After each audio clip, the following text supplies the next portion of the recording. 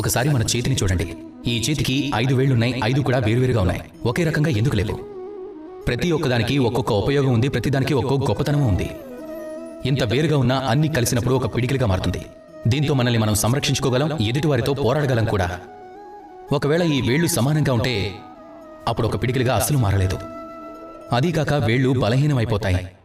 ఇదే విధంగా మన ప్రపంచంలో కూడా జరుగుతుంది.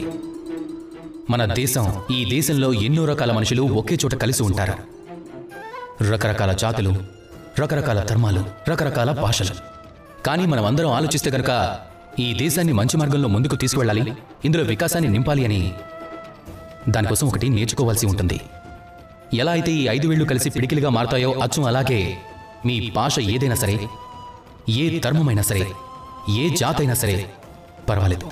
ముఖ్యమైనది ఏమిటంటే మీరు మీ కర్మభూమితో, మీ నేలతో కలిసి ఉండటం, కలిసికట్టుగా ఉండండి. అప్పుడే ఈ దేశం వికాసం సాధిస్తుంది. అప్పుడే ఈ దేశం స్వతంత్రంగా ఉంటుంది, సఫలమవుతుంది. అప్పుడే నేను సంతోషంగా చెప్తాను. రాధాకృష్ణ.